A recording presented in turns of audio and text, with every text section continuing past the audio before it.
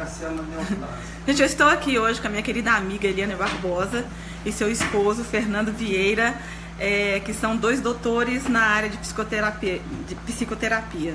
Eles vão falar aqui agora um pouquinho sobre doenças psicossomáticas. Gente, é muito importante vocês saberem disso aí, porque hoje o dia a dia, essa correria e tantas coisas, né, que a gente vive, coisas que a gente realmente pode resolver simplesmente com perdão. Escuta aí, gente, olha só que interessante.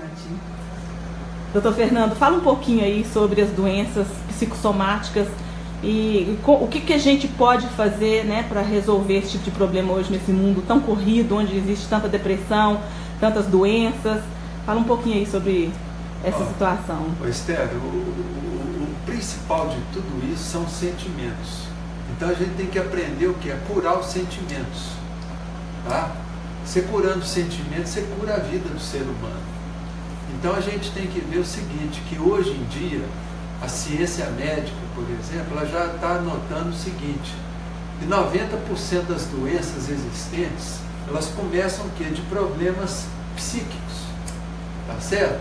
Então vamos dar exemplo da depressão.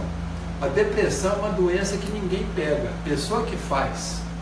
Então hoje em dia, quando você fala assim câncer, você fala, não, fulano não pegou um câncer, ele fez um câncer, tá certo? E a depressão é uma doença que ela começa quando o ser humano, ele não sabe falar não para os outros. É aquela pessoa que vive falando sim para todo mundo, que não sabe ser assertiva no sentido de falar, ó, sinto muito, mas eu não concordo com isso.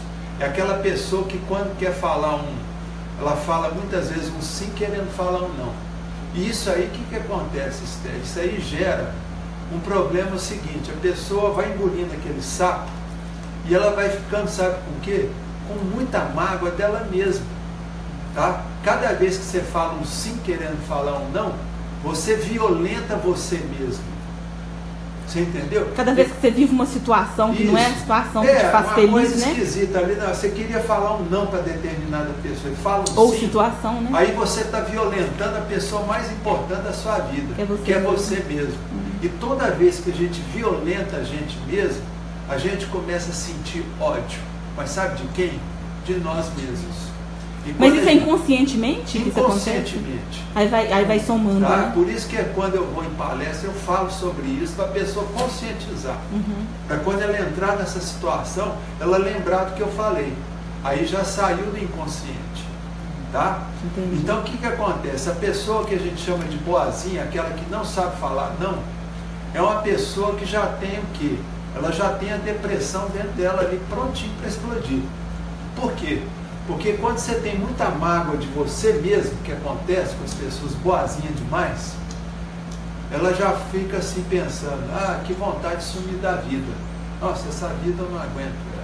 Quando você começa a pensar em sumir da vida, você já está entrando num quadro depressivo.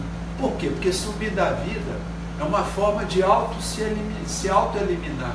A pessoa já está pensando na morte, em morrer. E a depressão, viu, Esther, a gente sabe que ela caminha para dois lados. Ou para o suicídio direto, que a pessoa atenta contra a vida dela de forma direta, ou então no suicídio indireto, que a gente chama. Que é quando a pessoa, de forma inconsciente, ela vai fazer um acidente, ela vai se deixar fazer um acidente. Por exemplo, ela vai atravessar uma rua, ela se distrai. O que é a distração? É o inconsciente dela. Aí ela não vê uma moto que vem atropelada. Geralmente essas pessoas estão no processo de depressão. Outra coisa, a pessoa ela vai fazer um câncer. Qual que é uma forma politicamente correta de se morrer?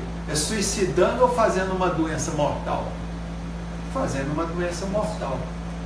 Tá? Então, igual eu mostro isso aqui, ó. O câncer, só para vocês terem uma ideia, como é que o câncer acontece na vida do ser humano? Toda hora, todo momento, a pessoa ela vai produzindo células com defeito. Porque isso aqui, o nosso corpo é uma linha de produção. Então a gente produz células com defeito. Essas células com defeito, que a gente chama de célula neoplásica, tá certo?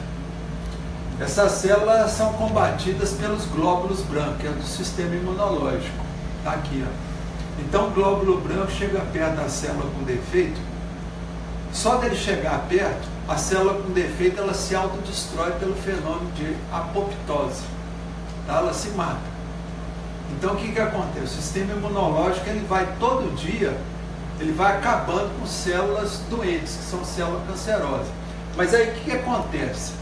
Quando a nossa mente está cheia de culpa, tá certo? Com muito ódio, o nosso sistema, a nossa mente, chega para o sistema imunológico e fala assim, ó, eu tenho uma célulazinha lá no seio. Essa célulazinha determinada, vocês vão chegar perto dela, mas vocês não vão matar ela. Tá certo? Então, geralmente, quando a pessoa tem muita mágoa, muito ódio, às vezes, da mãe, aonde vocês acham que ela vai fazer um câncer? No peito. No peito, porque a mama simboliza mamãe. Tá? Por exemplo, uma mulher que tem muito ódio do marido, descobre que o marido está lá com uma outra família há mais de 10 anos. Ela fica com ódio do marido. Aonde que ela vai enguiçar? No sistema genésico dela. Tá? Então, às vezes, ela faz um câncer aonde? No colo do útero. Isso se tá? não houver o perdão. Se não houver o perdão. Né? Tá? No meu livro eu tenho lá um caso que eu conto sobre isso. Que a mulher começou a melhorar depois que ela exercitou o perdão. Esse é o livro. Que eu falei para a comadre lá, minha senhora, a senhora está com muito ódio do seu marido. E se a senhora vier a falecer, o seu marido vai soltar foguete de alegria. Porque para o homem é muito melhor ele ser viúvo do que divorciado. E nesse caso, por exemplo, de relações que a pessoa não consegue sair do relacionamento, até muitas vezes a pessoa fala, se eu não sou feliz com ele, ninguém mais vai ser. Aí fica os dois infelizes. Nessa situação, o que acontece? Aí as doenças psicossomáticas são maiores, né? Então, mas aí você tem que entender o seguinte, que o que mantém uma pessoa presa a outra não é amor, porque amor é libertação. Procure entender isso. Se você está presa a uma pessoa, igual esse caso da mulher que tinha câncer no colo do útero, que não queria divorciar do marido, quer dizer, é porque ela tinha tanto ódio, ela queria ficar presa ali ao marido. O ódio prende uma pessoa na outra. Viu, Esther? Prende. Então, quando vem o perdão, a pessoa perdoa e quer jogar aquela pessoa na desimportância da vida dela. Ela não quer saber de ficar perto dela. Você está entendendo? Porque o perdão é libertação. É uma libertação. E essa mulher que estava com câncer, o dia que ela perdoou o marido, eu passei umas técnicas para ela conseguiu perdoar o marido, a primeira coisa que veio na cabeça dela, pediu o divórcio. Pronto. A partir dali, essa mulher foi melhorando até chegar numa remissão completa da doença dela do câncer. Depois até ela arrumou um namorado, casou mais na frente. E foi ficar feliz. Foi feliz, porque ela se libertou daquele ódio que não deixava ela divorciar do marido. Ela queria ficar ali do lado, não porque ela tinha amor pelo marido, mas porque ela estava com muito ódio. Tá? Porque muita gente acha, viu, Esther, que o ódio é o contrário do amor. É a antítese do amor. Não é. O ódio é o amor que adoeceu. Ele faz parte do conjunto. Tá? Tanto é que o Sócrates, por exemplo, 400 anos antes de Cristo, ele já falava que o amor e o ódio são faces da mesma moeda. É porque são dois sentimentos muito fortes, né? São fortes, são na irmãos, realidade é um só. E são irmãos. E são irmãos. Porque você nunca vai ter ódio de uma pessoa estranha, Esther. Se uma pessoa estranha chega perto da gente, assim, você nunca viu essa pessoa, te xinga de tudo. Te xinga, fala besteira, tudo. Passou 5 dias, você não lembra nem da cara da pessoa. Mas você ama Agora, um estranho. quando a gente ama... Pela primeira vez que você vê, você ama um estranho. Né? Mas não é um amor, por exemplo, que você tem por um filho. Um irmão. Entendi. É diferente. Vou te dar um exemplo do irmão. Se o irmão chegar para você e falar assim, Esther, ó, você não vale nada, você não ajuda, a mamãe morreu por sua culpa, você é culpada daquilo. Quer dizer, você vai ficar decepcionada com esse irmão. Você entendeu? Você vai sentir uma mágoa muito grande por uma injustiça que ele está fazendo com você. Agora, por exemplo, você está no trânsito, o sujeito te fecha, desce do carro, te xinga, ô barbeira, você é burra, isso e aquilo. Passa 3 dias, você nem lembra da cara. Passa 10 minutos e já volta normal, né? Porque é estranho. A indiferença, gente, ela não faz mal para ninguém.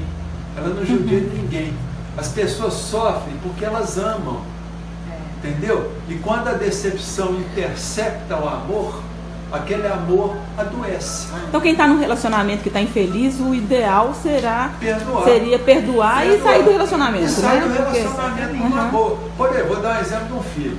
Uma mãe que ama um filho sem apego, com aquele amor maduro, o filho chega para a mamãe e fala assim: mamãe, eu vou fazer um estágio lá na China, do outro lado do mundo. Vou ficar lá 4 anos fazendo um curso de mestrado lá. Amém, Deus. A mãe, quando ela ama de verdade, sem apego, ela fala assim: meu filho, vai com Deus, eu vou rezar para você todo dia, seja feliz, e de vez em quando a gente conversa pelo WhatsApp. Pronto. Agora uma mãe com apego, o que ela fala? Ó, meu filho, eu vou morrer. Eu vou morrer. Não vai embora não, meu filho. Não vai embora não, meu filho. Não vai embora não, senão eu vou morrer. E ela começa até a fazer sintoma mesmo de doença. Problema cardíaco. Começa a sentir realmente. E começa a sentir realmente. Aí o filho fica preso à mãe. Fala: se eu vou, minha mãe morre. Você entendeu? Isso não é amor. E esse ódio também, que às vezes as pessoas não conseguem liberar, traz também alguma consequência cardíaca? Ó, gente, o coração é um órgão que representa o sentimento de amor, de carinho, de doçura. Quando as pessoas são decepcionadas do seu amor, é claro que aquilo ali vai afetar o problema. A pessoa pode ter uma cardiopatia. Geralmente as cardiopatas, tá certo? São pessoas que não sabem falar não. Tá? São pessoas engolidoras de sapo a vida inteira. Engole sapo com o marido, engole, você entendeu como é que é? Então, são pessoas que têm dificuldade de abrir para conversar, procurar, por exemplo, um terapeuta para conversar e expor aquele problema. É o que eu sempre falo: se a pessoa não procura ajuda para expor o problema, ela vai achar um cardiologista que vai ter que abrir o peito dela uma hora. Tá certo? Deixa eu ver esse peito aí, pastora. Abre esse peito aí, pastora. Gente, olha isso, tá? Ele está falando exatamente disso aqui, olha. A gente conversa mais sobre isso, né, pastora? Então, quer dizer, e a psicossomática é uma doença, é uma ciência que foi preconizada nos Estados Unidos na década de 30. Tá? Então, hoje ela já faz parte da medicina. Tá certo? Então é uma coisa antiga, mas infelizmente é uma coisa que não é muito divulgada na mídia. Essas coisas que eu estou falando para vocês tinham que ser ensinadas no jardim da infância. Então câncer, depressão, doenças cardíacas, doenças diabetes, autoimunes, de toda a gama de doença autoimune, elas começam com a doença do sentimento, o problema sentimental. Por isso que a gente sempre fala: curou os sentimentos, você curou sua vida. Liberar o ódio, né? Isso. E lembrar que o ódio não é o mal. Liberar o perdão, desculpa. O ódio não é o mal. O ódio faz parte do amor. E o perdão, para que ele serve? Para consertar o ódio e transformar o ódio em amor. Tá? Porque na realidade, quando você ama uma pessoa, você já leva o pacotinho do ódio aqui junto. O dia que a pessoa te decepciona, o ódio faz isso. Mas o amor está aqui, ó. É o amor que alimenta o ódio. Tá? A partir do momento que você perdoa, o amor... Como assim o amor que alimenta o ódio? Como assim? Porque não tem jeito, viu, Esther, de você sentir ódio de uma pessoa que você não ama. Se um mendigo chegar para você e te xingar de tudo, você vai ter ódio dele? Não. Mas se um irmão que você ama fizer uma injustiça com você, no mesmo momento você sente ódio. Entendeu? Igual, por exemplo, marido e mulher. Vou dar um exemplo. Às vezes o marido chega assim, em casa, fala uma besteira para a mulher. Fala uma besteira para a mulher. A mulher fica magoada ali na hora, cheia de ódio. Nossa, que ódio que eu estou desse marido meu. Aí depois de meia hora o marido chega para a mulher e fala assim: meu amor, você me perdoa? Eu estava nervoso, tudo. Você me perdoa? Aí a mulher naturalmente perdoa. Quer dizer, o amor e o ódio são ambivalentes. Tá?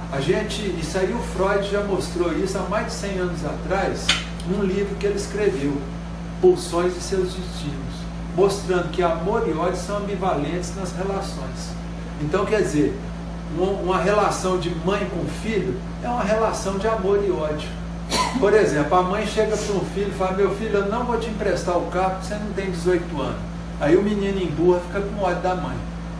Aí a mãe inteligente chega para o filho: filho, eu sei que você é uma pessoa capaz, você poderia até dirigir um carro, e eu te amo por isso, mas você ainda não tem idade para dirigir um carro, porque é a lei. Quando você fizer 18 anos, eu te empresto o carro. Aí o menino entende, já passa a amar a mãe novamente. Então é amor e ódio nas relações. Você está entendendo? Às vezes a Eliana fala uma besteira para mim, eu fico com ódio dela, empurrada. Aí passa um tempinho e ela falou, Fernando, eu acho que eu exagerei. Aí eu já amo ela de novo. São só 40 anos de relacionamento, né? Primeira namorada, então primeira namorada e primeiro namorado, né, Eliana? Que é uma coisa normal. A gente não pode ficar demonizando o ódio. Falar, odiar é pecado. Não, gente, odiar é natural. Entendi. E é bom quando a gente assume, né? Quando a gente entende e sabe validar os sentimentos que a gente tem, isso facilita muito a nossa vida, não é? Validar e fazer isso com as nossas crianças também, porque às vezes a criança está triste, às vezes a criança está com raiva, está com mágoa mesmo, e a gente não deixa a criança sentir. Não, fala, isso é não, pecado, você não pode sentir, não, é seu pai, é sua mãe. Não, pai e mãe machucam. Aliás, são os que mais machucam a gente. Por quê? São os que mais conviveram com a gente a vida toda. E uma coisa importante, que o Fernando sempre fala nas palestras, e ele fala no livro dele também, é a questão da culpa em relação ao ódio que a gente sente. Esse aí que acaba dos nossos pais, né? Daqueles que nos criaram, que são as pessoas que mais conviveram com a gente, são as pessoas que mais erraram com a gente, tentando acertar, mas erraram. E às vezes a gente carregou isso desde a infância, aquela mágoa, aquela dor, aquele ressentimento, e ao mesmo tempo uma culpa imensa, porque pai e mãe são sagrados, não é? Entendi. Então, aí isso gera culpa, a culpa leva ao quê? Ao remorso, o remorso leva ao quê? A autopunição. E a autopunição vem na forma de doenças, vem na forma de acidentes, vem na forma de insucessos na vida, nos relacionamentos, na vida financeira, e tudo ligado a essa culpa que a gente desenvolve por falta desse entendimento de que é normal a gente sentir mágoa de pai, de mãe. E é muito interessante porque quando a gente aprendeu isso, as nossas filhas estavam na adolescência. E a nossa filha, que hoje está com 30 anos, ela devia ter uns 14 por aí, ela aprendeu isso junto com a gente falava isso nas palestras também. E um dia ela estava muito chateada com a gente, que a gente sempre, nós criamos nossas filhas falando muito não para elas aprenderem que a vida é assim. Né? Não pode ficar alisando a cabeça. E ela estava muito chateada com a gente, e na hora de dormir ela simplesmente falou assim: mãe, é que para mim a fita era fita cassete nessa época, a fita do perdão, que eu quero ouvir essa noite antes de dormir. Aí eu falei: você quer ouvir? Claro, eu quero perdoar vocês, afinal de contas eu não quero ser pobre não. Porque a gente tinha aprendido justamente que essa questão de mágoa de pai e mãe é a causa principal, isso tem estudos, de insucesso, dos insucessos financeiros, da falta de prosperidade financeira. Então olha que interessante, e graças a Deus deu certo, porque ela está bem na vida. Então assim, a gente fica muito feliz de poder passar isso, e a gente deve ensinar isso para as nossas crianças, os nossos jovens. Validem seus sentimentos, porque ter sentimentos ruins... Assumam, né, seus sentimentos. Ter sentimentos ruins normal. Não é ruim, é normal. Todo mundo tem. O ruim é a gente expressar esses sentimentos, alimentar através esses sentimentos, de ações ruins, né? Da agressividade na escola, agressividade na vida social, ações ruins. E são sentimentos. A própria pessoa também. A pessoa se auto-sabotando sempre. Você vê o caso, por exemplo, de mulheres, por exemplo, que só arrumam o que não presta. Você pode ver que toda mulher que só arruma companheiro vagabundo que não presta, ela tem um pai que não prestou também, e tem ódio desse pai. Então o que acontece? É igual a Eliana falou, a pessoa tem ódio daquele pai que foi um pai, vamos dizer assim, um canalha de um pai, que batia na mãe, chegava bêbado em casa, e ela sente ao mesmo tempo culpa de ter ódio daquele pai. E aí ela tem um remorso, e a autopunição que ela vai fazer de forma absolutamente inconsciente é arrumar homens parecidos com o pai. Você entendeu? Então eu já tive muitos casos na minha clínica, por exemplo, de pegar mulheres com esse tipo de problema. Aí a gente ensina a perdoar o pai. A hora que perdoa o pai, É como se fosse por encanto. Ela nunca Entendi. mais vai atrair homem parecido com o pai. Muda o E em pai. relacionamentos, por exemplo, que o casal, estão os dois infelizes, né? Não conseguem sair do relacionamento, aí vira um inferno a vida dos dois. O que acontece nessa situação? O cara ou a mulher passa a ter vários problemas, né?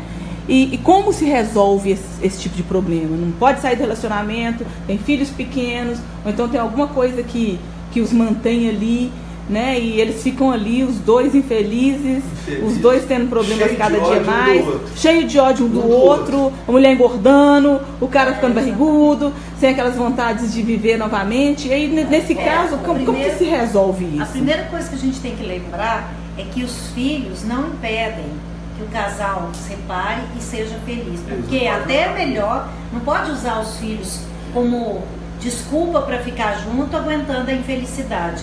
Porque para os filhos, às vezes, e a gente vê isso, é muito melhor ter os pais separados, mas acabar com os conflitos, do que viver no meio do conflito. Por quê? Porque os filhos se sentem culpados. Dentro da criança, a criança é muito egocêntrica. Até 5, 6 anos de idade, é como se o mundo fosse por ela, vivesse por ela, tudo fosse por culpa dela e para ela. Então, tudo que acontece, de bom ou de ruim, ela acha que tem a ver com ela. Então, isso gera muita culpa dos filhos. Ficar junto por conta dos filhos é um grande erro que os pais fazem, entendeu?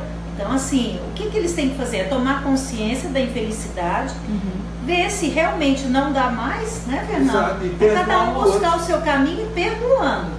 Porque senão vai encontrar outro companheiro parecido. Pior. Por quê? Porque o problema não está naquela outra pessoa, está em si mesma. A pessoa tem que mudar, tem que reformar intimamente, né? Entendi. Mais alguma coisa para fechar, gente? Não é maravilhosa. Nossa, é isso, gente. Tudo termina no perdão, aquilo que o Cristo ensinou. Então a gente tem que entender, gente, a missão do Cristo, a maravilha que é a mensagem do perdão. E a simplicidade, que o Cristo né? trouxe há 2000 anos atrás, gente. Você vê que quando ele falou em perdão, todo mundo estremeceu. O Império Romano estremeceu, aqueles judeus lá estremeceram. Por quê? Porque o perdão era uma coisa inusitada. Até então, o Império Romano e os judeus da época, Esther, eles só pensavam olho por olho, dente por dente. Bateu, devolve. Você entendeu? E o Cristo ensinou a perdoar. E quando Cristo ensinou a perdoar, gente, você vê que o Pedro ainda falou, gente, mas é 7 vezes só, Jesus? Não, é 70 vezes 7 vezes. Quando o Cristo falou 70 vezes 7 vezes, o Cristo estava querendo dizer o quê? Gente, o perdão é para ser usado quantas e quantas vezes forem necessárias. É uma ferramenta terapêutica. Entendeu? É a cura. E hoje a ciência, viu, Esther? A ciência, a neurociência, ela está mostrando essa importância do perdão. O Dr. Geraldo Jampolsky, por exemplo, americano, que vive lá na Califórnia, ele começou a estudar o perdão desde 1975. E ele criou o Centro da Cura das Atitudes, na cidade lá de Tiburon, que fica ali naquele golfo ali do São Francisco. Mas você vê que beleza. Então, quer dizer, o perdão hoje, a mensagem do Cristo, ela está sendo passada pela ciência. E a ciência está vendo o quê? Que o Cristo tinha razão há 2000 anos atrás. A ciência, hein? A ciência está Porque a aprendendo vida que o Cristo inteira foi contra, né? Principalmente o arrepiado, nascimento de Cristo. falando do Cristo, que é uma realidade, gente. O Cristo, ele trouxe a cura para o mundo. É igual, por exemplo, eu tinha um professor que falava, gente, se as pessoas soubessem seguir o que está lá no Novo Testamento, se as pessoas seguissem o que está no Novo Testamento, não ia precisar de prisões, não ia precisar de tanto hospital que tem. Ia estar tudo vazio. Porque era só perdoar. Aprender a exercitar o perdão, Esther. Beleza. Muito bacana.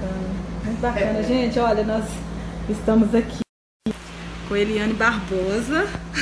Maravilhosa Eliane Barbosa. A gente já teve a honra de recebê-la algumas vezes nos Estados Unidos.